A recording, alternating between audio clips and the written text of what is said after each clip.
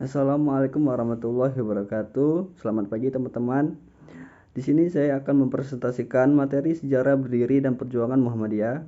Sebelumnya itu izinkan saya memperkenalkan anggota 4 yang terdiri dari saya sendiri, Ahmad Wiranda dengan NIM 44-2021-002 dan Sana Junita dengan NIM 44-2021-019. Sejarah Muhammadiyah. Pengertian Muhammadiyah. Muhammadiyah terdiri dari dua kata, yaitu Muhammad dan kata iya. Kata Muhammad dimaksudkan adalah nama Nabi Muhammad SAW dan kata iya diartikan pengikut.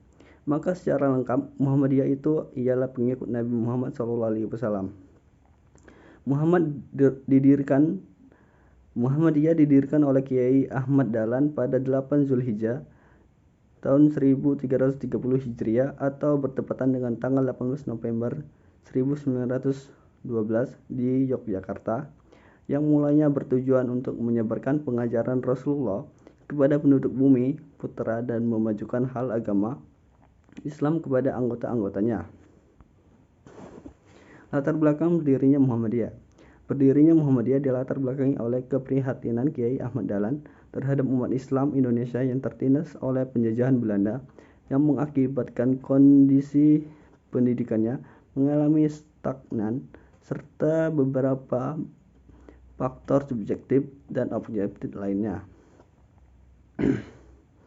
Asas Muhammadiyah.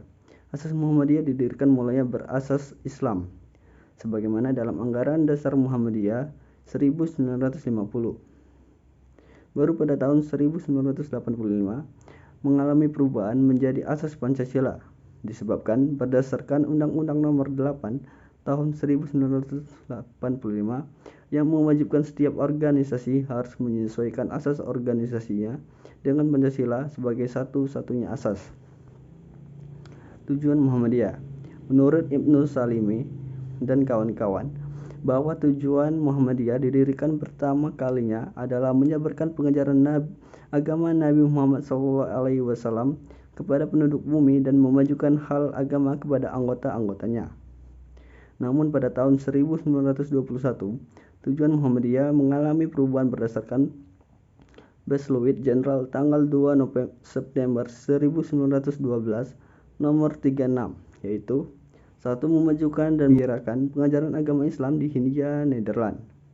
2. Memajukan dan mengembirakan cara kehidupan sepanjang kemauan agama Islam kepada segala sekutunya.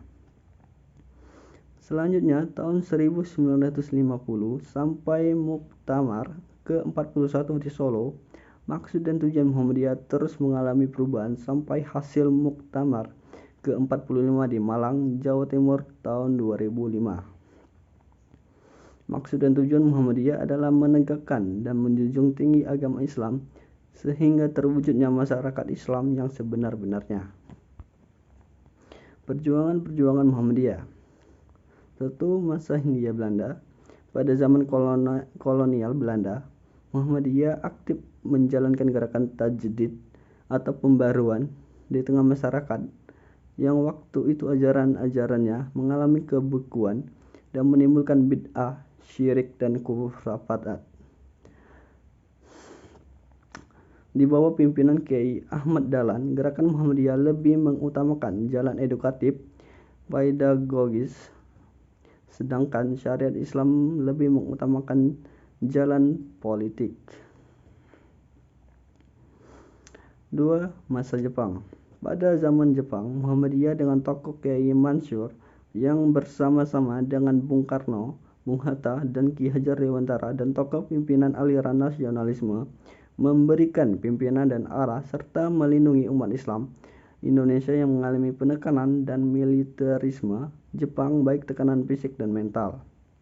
Dan tidak sedikit tokoh Muhammadiyah ikut terjun dalam tentara peta atau pembela tanah air untuk menyiapkan diri bagi proklamasi kemerdekaan. 3. Masa awal Republik. Pada akhir zaman Jepang, tokoh-tokoh Muhammadiyah ikut mendorong aliran Islamisme bermuara bersama-sama dengan aliran nasionalisme ke dalam sungai besarnya Pancasila.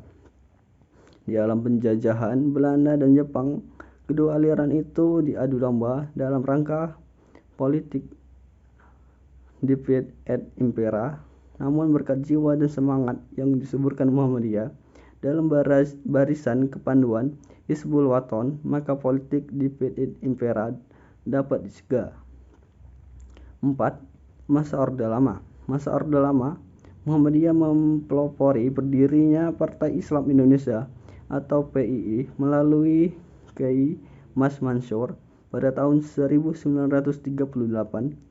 Kemudian tahun 1945 Muhammadiyah menjadi pendukung utama berdirinya Partai Islam Masyumi. Pada masa Orde Lama di bawah pimpinan Presiden Soekarno, Muhammadiyah merupakan salah satu organisasi terbesar di Indonesia yang menolak Nasakom. 5. Masa Orde Baru. Pada awal Orde Baru 1968, Muhammadiyah terlibat mendirikan Partai Muslimin Indonesia atau Parmusi. Muhammadiyah selalu berperan aktif dalam setiap kebijakan politik yang diambil oleh Orde Baru selama itu menyangkut persoalan kehidupan beragama, misalnya menumpas pemberontakan PKI, ikut memberikan sumbangan pikiran berdasarkan ajaran Islam terhadap usulan pemerintah kepada DPR tentang rancangan undang-undang perkawinan. 6. Masa Reformasi. Puncak ijtihad Muhammadiyah dalam politik praktis terjadi awal reformasi. Dalam sidang Tanwir di Semarang diputuskan memberikan izin kepada Dr. Amin Rais waktu itu sebagai pimpinan Muhammadiyah untuk melakukan ijtihad politik mendirikan partai politik yang berdiri di luar Muhammadiyah. Partai politik itu kemudian dikenal dengan Partai Amanat Nasional atau PAN. Keberhasilan Muhammadiyah mempresentasikan diri sebagai kekuatan dengan partai amat dengan kekuatan civil society dibuktikan pada masa Orde Baru.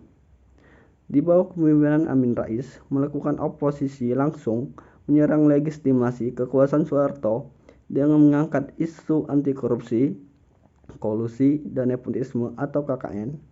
Muhammadiyah bersama Amin Rais mendorong perubahan sistem politik Indonesia ke arah sistem lebih demokratis yang menghargai kemanusiaan, keadilan, dan keterbukaan. Terima kasih. Sekian dari presentasi saya dari kelompok 4. Saya ucapkan wabillahi taufiq hidayah. Wassalamualaikum warahmatullahi wabarakatuh.